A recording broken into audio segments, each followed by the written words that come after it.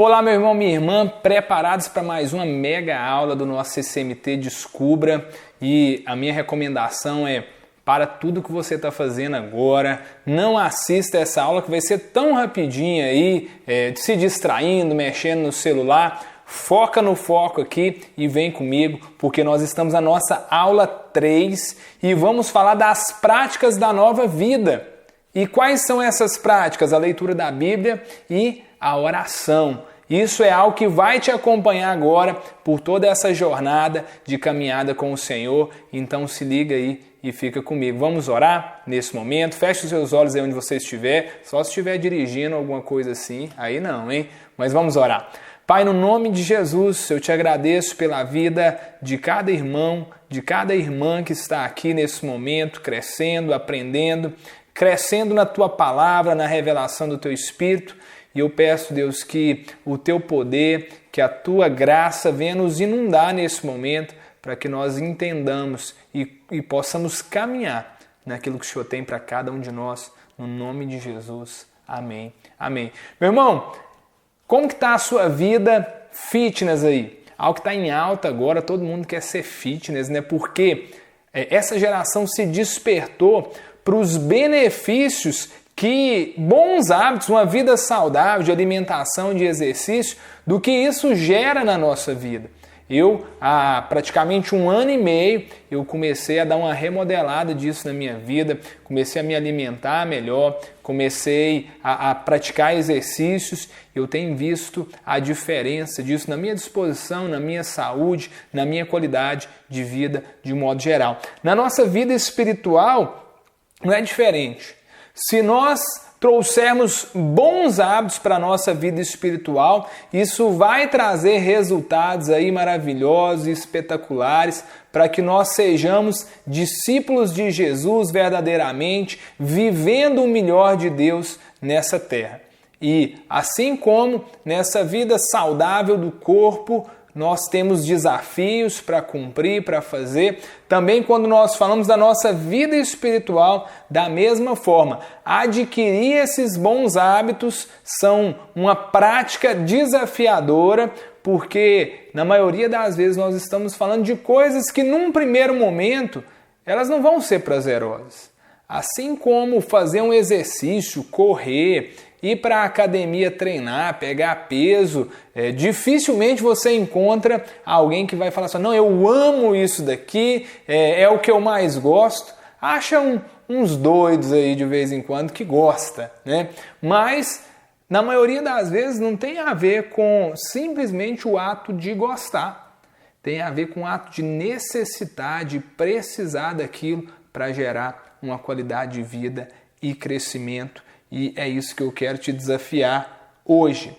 E eu te pergunto, você tem lido a Bíblia? Você já leu a Bíblia? Você tem uma frequência de leitura? Talvez isso seja algo comum para você, ou talvez isso seja algo novo. Mas leitura da Bíblia é algo que precisa de fazer parte da nossa vida. Eu te pergunto também, e oração? Talvez para você não era comum orar, conversar com Deus, você sempre acostumado a simplesmente fazer a oração do Pai Nosso, que tem um valor inestimável, mas orar espontaneamente, ter um diálogo com Deus, isso é comum para você? E o desafio dessa aula é exatamente trazer essas duas práticas. Num primeiro momento, desmistificar isso, e num segundo momento, te mostrar a necessidade de ter essa prática na sua vida. Vamos falar aí primeiro da prática da leitura da Bíblia. Para você, o que é a Bíblia Sagrada? O que é esse livro que a gente tanto fala, que tanto prega sobre ele? O que isso significa para você? É só um livro? São histórias? É uma boa filosofia de vida? E eu quero te afirmar que assim como a Bíblia é conhecida como a Palavra de Deus, de fato, ela é a Palavra de Deus. A Bíblia não é só um livro, a Bíblia não são somente histórias, a Bíblia não é uma filosofia bonita de se viver, não. A Bíblia é a Palavra de Deus para nós. Por quê? Por que eu posso afirmar que a Bíblia ela é a palavra de Deus? Primeiro, porque nela contém as revelações dadas por Deus. Em alguns momentos na própria palavra, em Jeremias 36, 2, anota esse versículo aí para você ler depois, mas fala, Jeremias, pegue um rolo, um livro e escreva nele tudo o que lhe falei a respeito. Deus ele trouxe revelação para homens, para mulheres ali, e essas revelações foram registradas e há momentos bíblicos que nós percebemos Deus falando claramente isso. Para que aquele profeta, aquele autor, foram pelo menos 40 escritores diferentes que registraram isso daí. A Bíblia contém 66 livros de 3 regiões totalmente distintas ali, 3 continentes distintos, em épocas totalmente diferentes. E quando você pega isso tudo, mesmo com milhares de anos de intervalo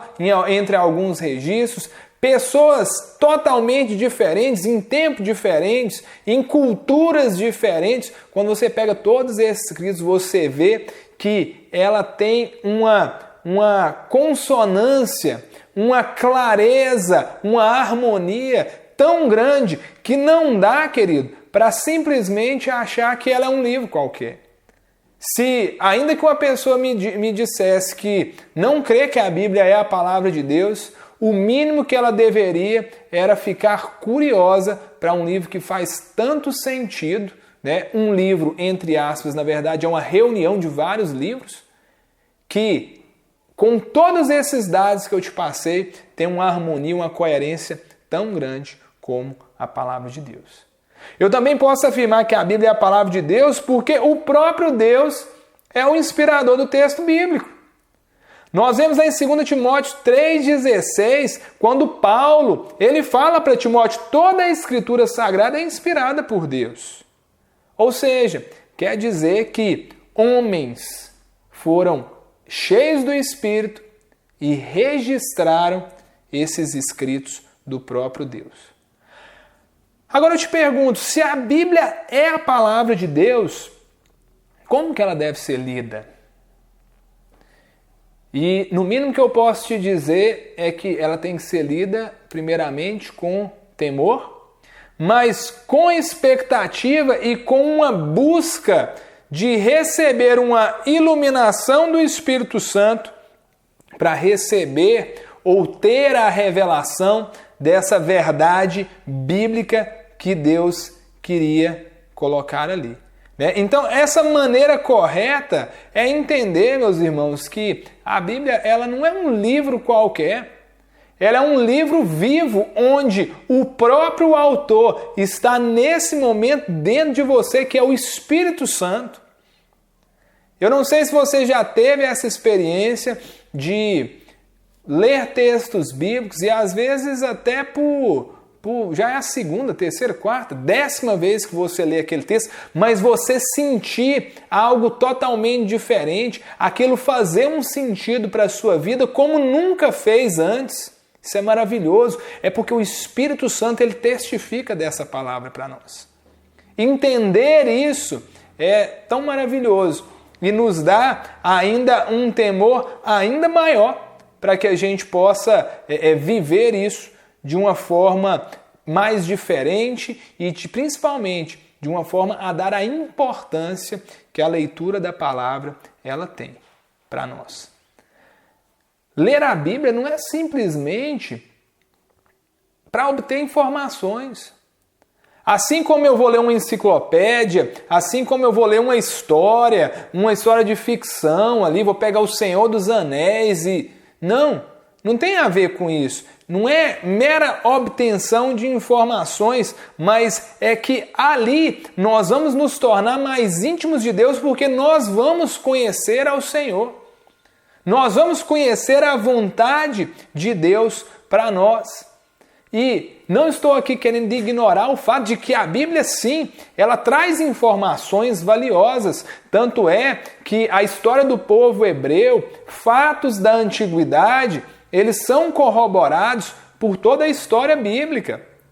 E mesmo pessoas estudiosas que não creem, consideram sim a Bíblia um livro de extrema relevância, com conteúdo histórico verdadeiro e fundamental para a obtenção de vários conhecimentos aí. Então, quando nós entendemos isso, que a Bíblia é esse livro vivo e que nós precisamos da ação do Espírito Santo, é interessante que antes de ler a Bíblia, nós oremos pedindo a Deus revelação daquele texto bíblico, iluminação. Talvez a palavra melhor seja até essa, iluminação, para que haja um entendimento claro do que Deus quer falar conosco ali. Fora eu precisar da ajuda dessa iluminação do Espírito Santo, algo que é extremamente importante, talvez você vai falar assim, Leandro, mas isso é muito óbvio, é que nós também precisamos de entender as regras do português para ler a Bíblia. Leandro, mas o que você está falando, você está querendo dizer que eu não sei ler? Não, o que eu estou querendo dizer é que tem muitas pessoas que estão tão desabituadas com a leitura que esquecem o tanto que uma vírgula, ela muda um texto, um ponto final, acentuações, figuras de linguagem e por aí vai. Nós temos casos absurdos que uma má interpretação por causa de erros de português da Bíblia, eles foram ocasionados. Então eu estou querendo chamar a sua atenção para isso daqui. Mas o processo de leitura da Bíblia, eu gosto de compará-lo, e é essa comparação que eu quero trazer aqui, que pode ser comparada ao nosso processo de alimentação. Quando nós nos alimentamos, são 3 etapas que nós temos ali. A primeira é a ingestão, a segunda é a digestão e a terceira a absorção daquele alimento. E comparando isso à leitura da Bíblia, a ingestão é quando nós lemos a Bíblia ali, nós pegamos aquela informação, pegamos aquele texto, nos apropriamos dele ali. E aquela leitura você traz para dentro de si, assim como na alimentação. E é interessante lembrar que assim como comer muito rápido não faz bem, ou comer muito nos dá uma indigestão depois, o fato de ler muito rápido o texto. Eu sei que há várias técnicas de leitura, para leituras mais dinâmicas, para você conseguir ler com maior velocidade, mas eu te recomendo que sempre dê prioridade a ler pequenas porções com calma, para absorver o que o texto está falando para nós mesmo ali. E esse processo da ingestão é o que nós fazemos ali com qualidade, lendo a Bíblia, vendo o que aquele texto está dizendo, entendendo a história, entendendo a situação, entendendo o que foi falado ali. E depois dessa ingestão, a segunda etapa é a digestão. A digestão é quando aquele alimento já dentro do nosso corpo, o organismo ele começa a quebrar, a trazer ali substâncias que vão ajudar para que facilite o corpo a processar aquele alimento. E quando nós comparamos isso, a leitura da Bíblia, a digestão é como se fosse o processo ali de meditar mais naquele texto, de entender, de dar, eu gosto de usar essa palavra, aquela viajada. Vou pegar um exemplo clássico aqui, Salmo 23, que todos nós conhecemos, quando fala o Senhor é meu pastor, nada me faltará.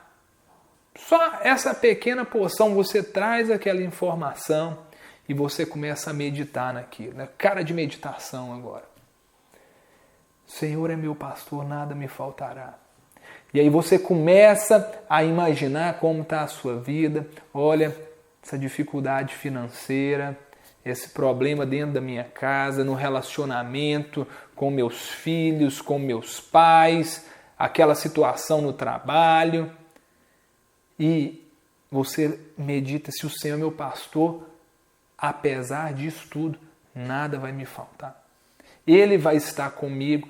Ou seja, você começa a trazer aquela informação e, de verdade, aplicando ela, entendendo que ela não é só um texto, e aí, já pegando a parte da absorção, é quando você traz aquilo ali para a sua vida, beleza, se o Senhor é meu pastor, nada me faltará, eu entendo então que Deus é quem me satisfaz, que Deus é quem me sustenta, então a partir de agora eu absorvo isso e antes eu preocupado, ansioso, desanimado, eu absorvo aquilo para a minha vida e eu vou entender que eu não vou ficar mais assim, porque Deus, Ele é comigo, Deus está cuidando de tudo, Deus está fazendo na minha vida.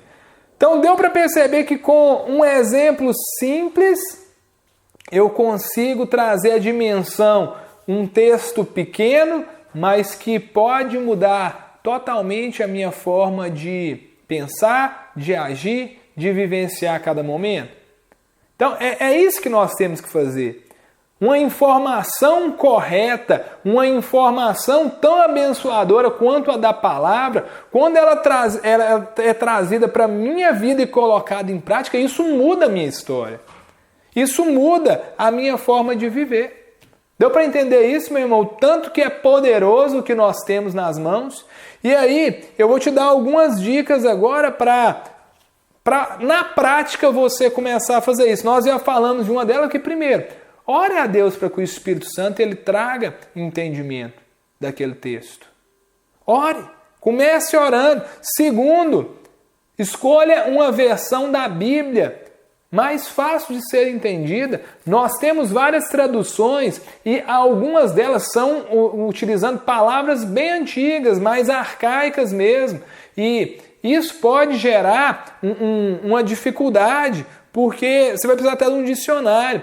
O exemplo clássico disso daí, há uma palavra que é usada, se eu não me engano, na Revista e Corrigida, que é uma das traduções mais antigas, que fala mancebos. E eu te pergunto, você sabe o que é um mancebo? Eu me lembro a primeira vez que eu vi isso e eu achei muito estranho, nunca tinha ouvido falar. E mancebo, na verdade, é jovem. Mais fácil, né? Facilita a vida. Para você que está começando, uma versão muito boa de se entender é a versão NTLH. É a nova tradução da linguagem de hoje. Então, eu te recomendo fazer essa leitura, começar essa leitura pela nova tradução da linguagem de hoje, que vai usar ali palavras bem tranquilas de a gente entender sem precisar de um dicionário, sem ficar em dúvida.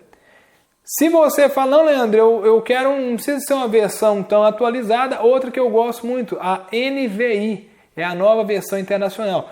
Nós temos aplicativos da Bíblia hoje que, por ele, nós temos várias traduções e ficam bem tranquilas aí. E eu te recomendo baixar esses aplicativos. Agora, se você tem uma dificuldade com o celular e vai notificar ali o WhatsApp, tudo isso, e você não vai conseguir se concentrar na leitura, eu já te recomendo não ir para o celular, ir para uma Bíblia de papel mesmo para te ajudar nessa concentração. Pegou a dica? Outra dica é não escolher um texto grande demais. Não, vou ler 10 capítulos aqui. Talvez você não vai conseguir processar aquilo tudo. Eu te recomendo começar a ler os evangelhos, o Novo Testamento. Leandro, eu nunca li a Bíblia, por onde eu começaria? Lê o Evangelho de João. Depois de João você continua. João, Atos, Romanos, Coríntios, Gálatas, Efésios, Filipenses, que vai te dar um bom panorama aí do entendimento da Bíblia. Leia o texto por pelo menos 3 vezes para absorver, mas principalmente quando você pega porções muito pequenas. Leia várias vezes para você entender, pensar, remoer aquilo, sublinhe, anote coisas que você achar interessante, coisas que façam sentido. Procura qual que é a mensagem principal ali, o que é a aplicação daquilo ali na sua vida. Eu não vou me preocupar mais, eu vou mudar essa forma de agir. Traga algo que realmente seja prático e aplique. E finalize orando também. agradecendo a Deus pela palavra, pelo entendimento, pedindo a Deus sabedoria para agir conforme o que você leu, para transformar na sua vida as áreas que você precisa transformar. Faz sentido isso, meu irmão?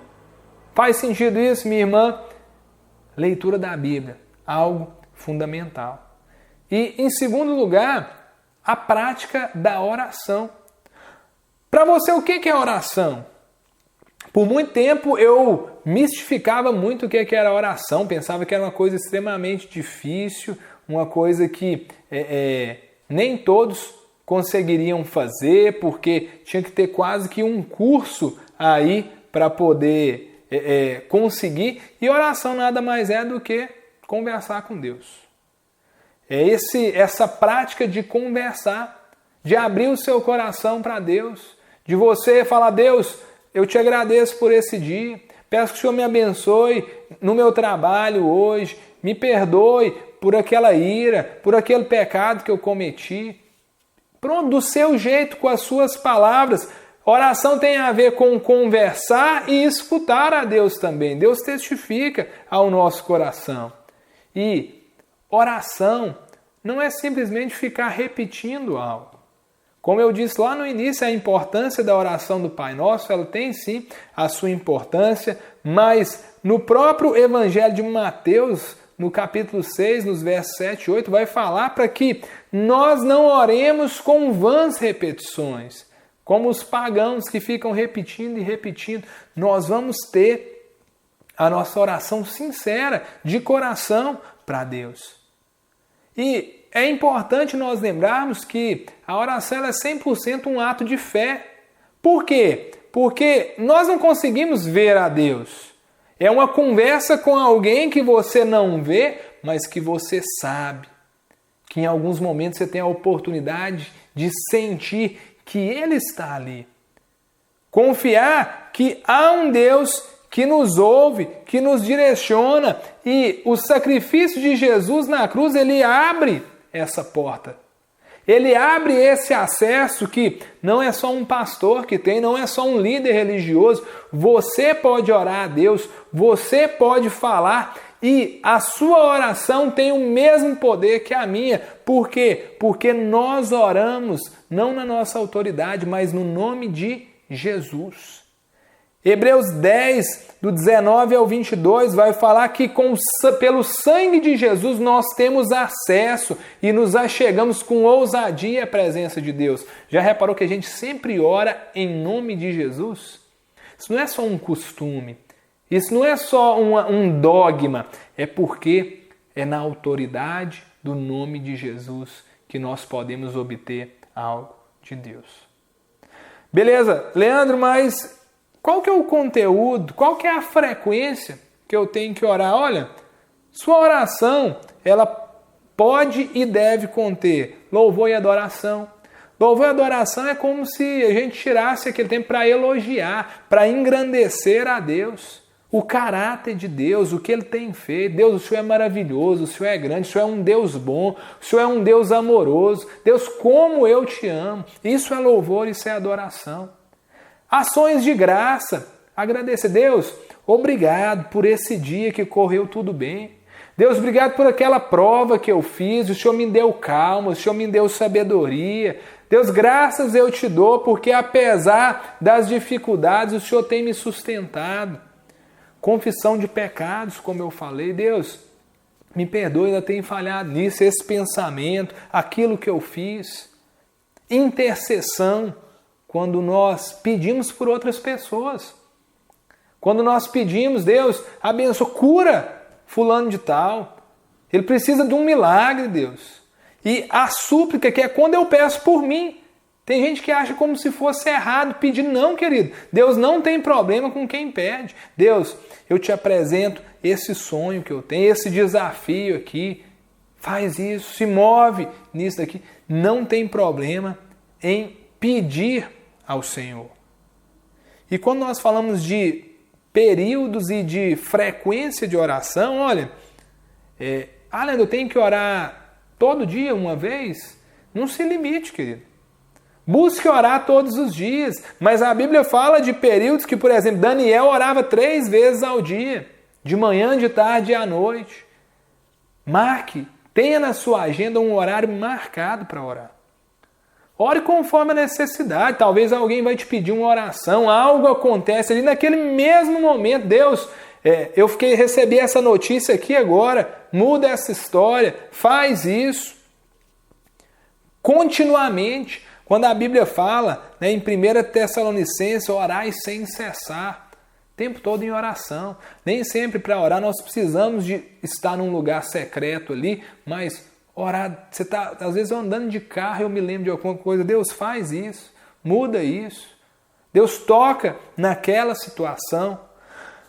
Mas uma dica-chave que eu te dou para finalizar essa aula, queridos, é que você tenha um horário marcado de oração e de leitura da Bíblia.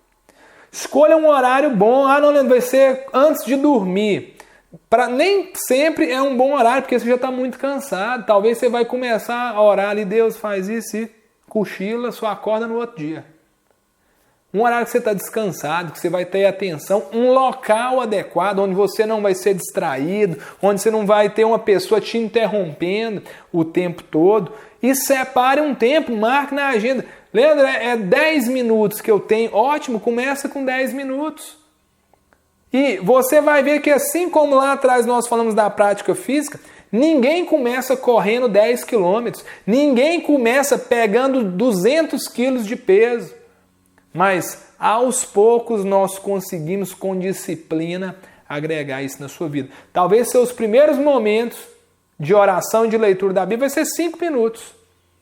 E com o passar do tempo, você vai ver que 5, 10, 15, 20, 30, 1 hora vai ser pouco, porque você vai ter sede de conhecer mais de Deus. Meu irmão, eu oro para que essas práticas da Bíblia e da oração estejam na sua vida e você verá que elas transformarão o seu modo de viver. Que Deus te abençoe. Nesse momento eu quero orar por você. Pai, no nome de Jesus, eu oro por cada um dos meus irmãos aqui, Senhor. E que o Teu Espírito Santo esteja os conduzindo e os desafiando, Senhor, a ter essa sede por falar com o Senhor e por conhecer mais de Ti por intermédio da Tua palavra. Eu abençoo a vida de cada um deles e que eles sejam dia após dia transformados pela Tua presença, no nome de Jesus. Amém. Deus te abençoe, meu irmão.